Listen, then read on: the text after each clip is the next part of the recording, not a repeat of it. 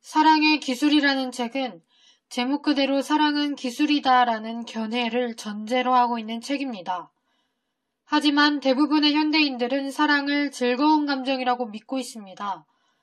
현대인들은 사랑을 갈망하고 행복한 사랑의 이야기, 불행한 사랑의 이야기를 펼쳐놓은 영화를 보면서 사랑을 노래한 수백 가지의 노래에 귀를 기울입니다. 근데 사랑에 대해서 배워야 할 것이 있다고 생각하는 사람은 거의 없습니다. 이러한 현상에 대해서 현대인들은 사랑의 문제를 사랑할 줄 아는 능력의 문제가 아니라 사랑받는 문제로 생각합니다. 어떻게 하면 사랑받을 수 있을까? 어떻게 하면 사랑스러워지는가를 생각합니다. 이러한 목적을 추구하기 위해서 남성들은 성공해서 자신의 지위의 사회적 한계가 허용하는 한 권력을 장악하고 돈을 모읍니다. 여성들은 몸을 가꾸고 치장을 하는 등 매력을 갖춥니다. 남녀 공용으로 애용하는 매력적인 방법은 유쾌한 태도와 겸손하고 둥글둥글한 처신을 하는 것입니다. 우리가 사랑스럽다고 말하는 경우의 의미는 본질적으로 인기가 있거나 성적으로 매력이 뒤섞여 있다는 것입니다. 현대문화의 또 다른 특징적 성격은 구매욕에 있습니다. 살 수 있는 것에는 무엇이든지 현금과 할부로 구매하는 것이 현대인의 행복입니다. 이러한 방식은 사람들에게도 적용됩니다. 서로에게 매력이 있게 비춰지면 탐나는 경품으로 의미됩니다. 사람들을 특히 매력있게 하는 것은 그 시대의 행에 달려 있습니다. 1920년대에는 술을 마시고 담배를 피우는 튼튼하고 성적인 매력이 있는 소녀가 매력적이었습니다.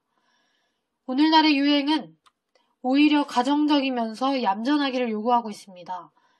남자의 경우에는 매력적이게 보이려면 공격적이고 야심적이어야 했지만 오늘날에는 사교적이면서 관대해야 합니다.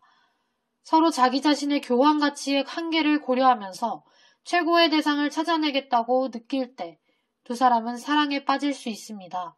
이 책에는 음악이나 그림, 건축, 의학, 공학기술을 배우면서 삶을 기술적으로 살아가는 것과 마찬가지로 사랑도 기술적인 것이라고 말합니다. 그러기 위해서는 첫 번째로 이론을 습득해야 하며 다음으로 실천을 하라고 합니다. 먼저 의학기술을 배우고자 한다면 나는 먼저 인간의 신체와 여러 가지 질병에 대한 사실들을 알아야 합니다. 이러한 이론적 지식을 배웠다 하더라도 나는 아직 의학기술에 숙달되지는 못했습니다.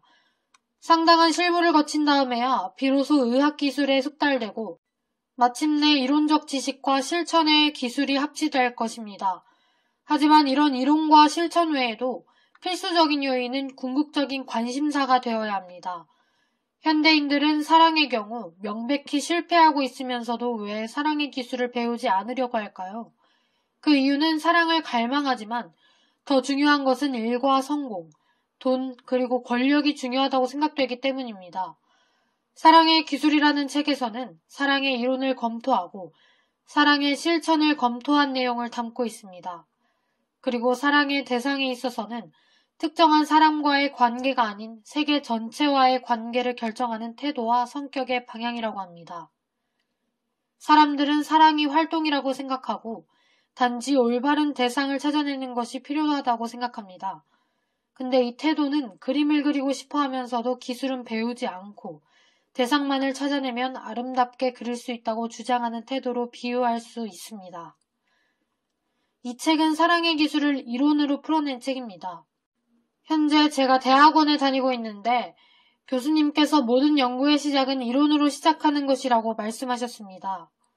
연구는 이론을 발전시켜 현상과 대화해 가는 것인데 이 이론을 잘 이해하고 탄탄하게 근거를 내세우기 위해서는 현상에 관심을 많이 가져야 한다고 말씀하셨습니다. 이 현상에 관심을 많이 가진다는 말은 관찰을 많이 해야 한다는 소리겠죠. 아마 이 책의 작가는 사람들이 취업을 하고 싶으면 그 취업 요건에 맞춰 스펙을 쌓거나 경험을 하는 활동을 하며 기술을 익히는데 사람들이 사랑을 하고 싶어는 하지만 그에 따른 기술을 익히지 않는 모습에 관심을 가져서 책을 작성하지 않았을까 싶습니다. 책을 읽으면서 한 편의 논문을 읽는 것처럼 이론들로 가득한 책이기 때문에 사실 쉽게 읽히지는 않고 한 문장을 여러 번 읽기도 해본 책인데요.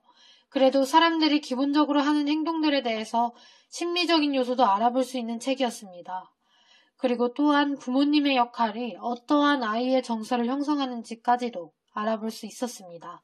오늘의 자투리TV는 여기까지입니다. 오늘도 소중한 시간 공유해주셔서 감사합니다.